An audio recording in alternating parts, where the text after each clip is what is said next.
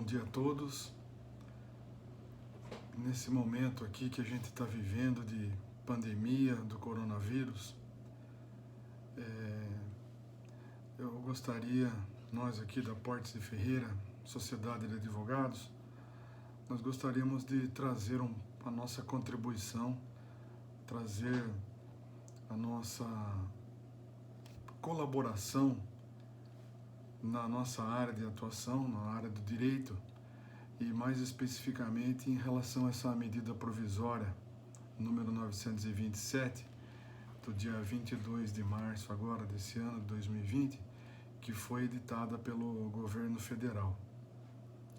E essa medida que trata da flexibilização das relações de trabalho com o objetivo de manutenção de empregos e de renda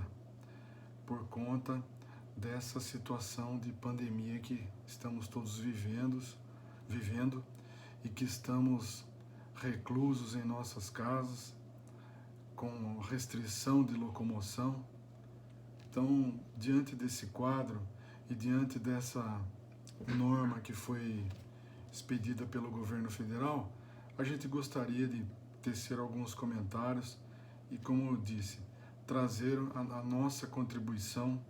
para as pessoas, para os empregados, para os empregadores e tentar entender um pouco mais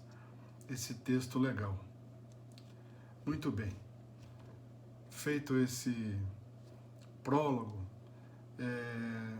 o que trata a medida, o que ela traz de novidade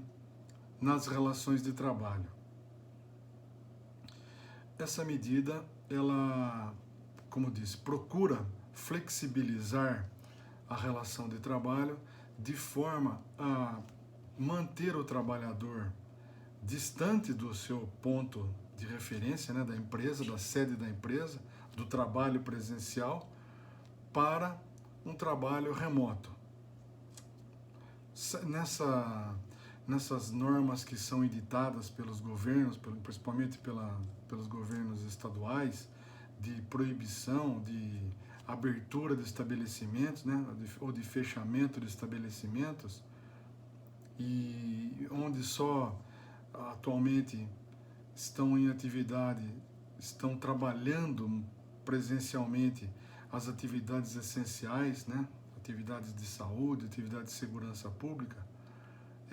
a norma se aplica àqueles casos em que há a possibilidade do trabalho à distância, do teletrabalho, do trabalho home office. E o que essa medida provisória 927 traz em seu bojo? Bom, ela prevê que a forma de trabalho, que o trabalho pode ser alterado da maneira do regime presencial para o regime de teletrabalho, ou trabalho remoto, ou trabalho à distância, sem que isso implique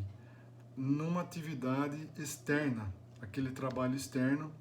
que é uma outra coisa prevista também na CLT. Que o trabalho externo é aquele em que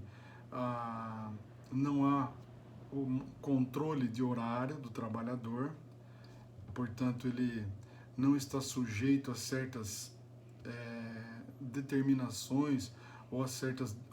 dispositivos da legislação, como por exemplo o controle de horas extras. Então, essa medida provisória, ela procura acrescentar aspectos relativos a esse teletrabalho. Bom, como que funciona, como que ela foi editada, de que maneira, o que ela contém especificamente. Vamos dizer que a forma pela qual ela foi editada e onde consta que, para a preservação dos empregos e dos salários, poderão ser adotadas diversas medidas, tais como, né, já citado, o teletrabalho, a antecipação de férias, a concessão de férias coletivas, o aproveitamento e antecipação de feriados, a instituição de banco de horas, Além do que ela também traz a suspensão de exigências administrativas relacionadas à segurança e saúde do trabalho e o direcionamento do trabalhador para a qualificação e suspensão temporária do recolhimento do fundo de garantia. É importante a gente destacar que essa medida foi editada e publicada no dia 22 de março, que foi um domingo, e já no dia seguinte teve uma outra medida provisória, que é a medida de número 928, que foi editada revogando o artigo 18 da medida provisória número 927, justamente aquele artigo que tratava da suspensão dos contratos de trabalho por 4 meses, sem a respectiva remuneração. Por quê? Porque houve uma grita geral de todas as entidades, principalmente das entidades de classe, tais como a OAB, como a Associação dos Magistrados, as associações médicas se insurgiram contra essa determinação, porque o governo defender um afastamento do trabalho por 4 meses sem a remuneração do empregado e sem oferecer qualquer outra forma desse empregado poder sobreviver nesse período, é uma coisa que podemos dizer que é irracional. Então, diante de toda essa gritaria, de todo esse inconformismo, o governo federal, no dia seguinte ao da edição da medida provisória 927, ele editou uma nova medida, a 928, revogando aquele artigo que tratava da suspensão temporária dos contratos de trabalho pelo período de 4 meses. E, a nosso ver, fez isso de maneira acertada, porque seria praticamente inviável o trabalhador ficar 4 meses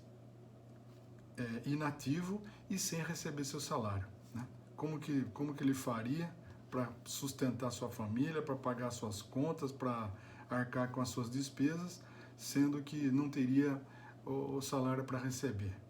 E mais ainda, nota-se que o governo, ao editar a medida, tanto uma como outra, ele, em momento algum, ele colocou a sua contribuição para que essa flexibilização dos contratos de trabalho que ele pretende fosse minimizada. Ou seja, o governo não apresentou nenhuma contrapartida de pagamento para os empregados nesse período de afastamento e também nem apresentou alguma medida relativa, por exemplo, à redução de impostos dos empregadores para que possam também atravessar esse período aí com uma menor carga tributária. Enfim, o artigo 18 foi revogado, a suspensão do contrato de trabalho por 4 meses foi excluída da medida provisória, permanecendo, todavia, os demais dispositivos que mencionei há momentos atrás. E nesse comentário que estamos fazendo aqui, eu gostaria de conversar a respeito falar a respeito de cada um deles, um pouco de cada um deles, e ver,